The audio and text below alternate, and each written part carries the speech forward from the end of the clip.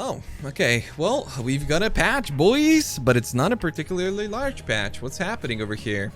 3.16.D. We're in the second week of Pathological Scourge, and we're preparing to deploy patch 3.16, which includes a variety of changes and bug fixes, including a fix that will address the counteracting modifiers on Scourge items. I thought that was last week. We will be releasing this patch tomorrow. In the meantime, we're preparing a preview of the patch notes for you. Please note that this is a preview only, and some patch notes may be added or removed before it is deployed. Very cool. This patch contains improvements to Scourge items and maps and fixes a variety of small and medium importance bugs. Small bugs? All bugs are important. Come on, man. Scourge improvements. Scourge items are no longer be able generate downsides that would directly counteract their upside. For example, an item with added physical damage will not be able to deal no physical damage as a downside. I literally thought that they did that last week. Am I crazy? Is this a deja vu? I mean, cool, yeah. I could have sworn they did it last week. I mean, it was noticeable, no? No, they mentioned it. They announced it last week. Oh, I thought it was a patch of the last patch. The description of the Scourge map modifier that shifts into Nightmare on killing a rare or unique enemy has been updated to more accurately reflect its functionality. Okay, the amount of blood obtained from killing enemies and maps with this modifier has also been increased. Cool. Scourge map modifier that causes you to shift into Nightmare on reaching maximum blood now has a slight drain of blood over time, though the amount of blood lost on killing a Scourge monster has been reduced to 0.4, previously 0.5. It also now causes you to lose all blood when you shift out of Nightmare. Ah, I see. That's the thing that Tarky was complaining about. Alright, very cool. I guess that's an improvement, but I honestly don't even understand this one this much. So,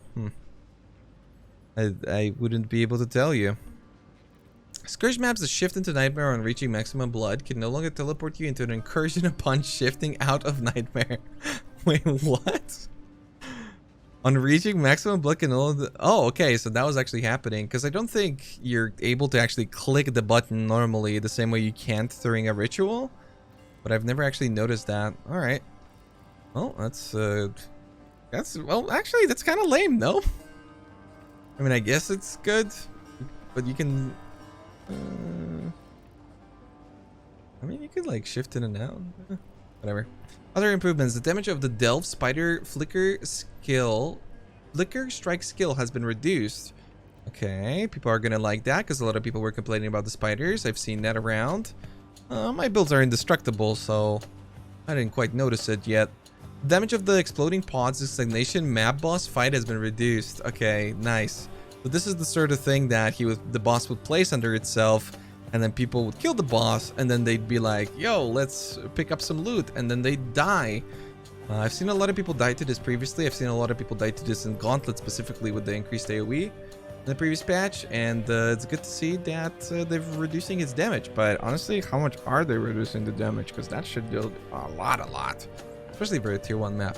The rank 1 defenses, a crafting bench option, now have a cost of 4 orbs of transmutation. Previously 6 orbs of alteration. Okay, that's cool. That's really nice for leveling. Although transmutes are pretty expensive, but you need alterations for flasks if you want to go fast.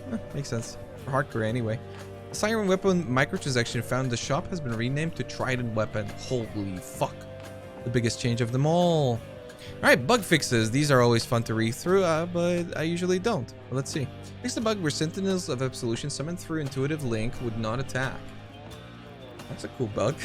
Fix the bug where Plague Bearer displayed the incorrect maximum plague value on skill bar tooltip if you had allocated the passive mastery that increases this value.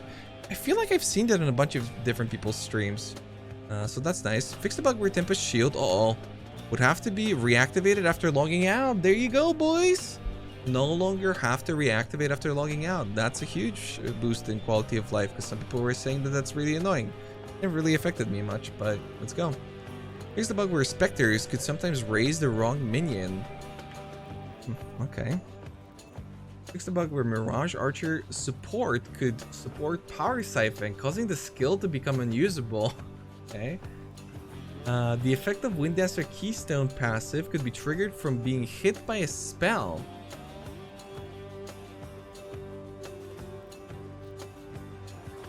Wait, was that clarified in the wording?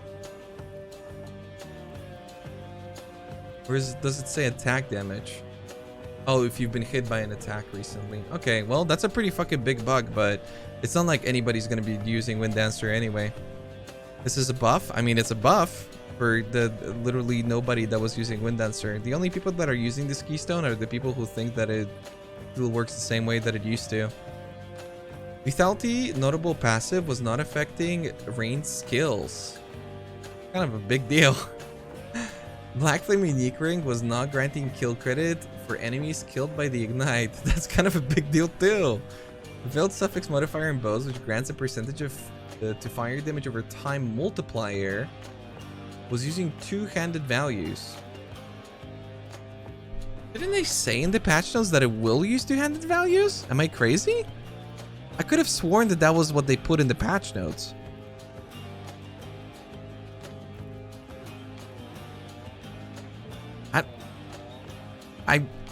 I mean, I don't feel like looking for it. I'll take their word for it, but they made bows have one-handed values? I mean, yeah. They said it will use one-handed values. See, the thing is, I can't even look it up because if you guys are saying that, I know that there were plenty of patch notes that they modified without telling us. And so certain things I was like, oh, it works this way. And I was like, no, it works this way. And then it would turn out that they actually changed, like they edited the patch notes. So maybe initially it said two-handed because I remember being like super excited about that.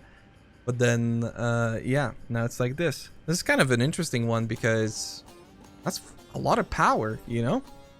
Fix the bug where the flask modifier, which granted immunity to maim or hinder for a duration if used while maimed or hindered, was not functioning correctly. Not a big deal.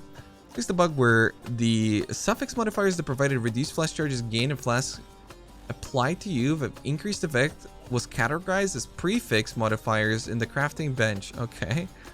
Uh-oh, the stagnation map boss could sometimes summon vines at their location rather than their target's location.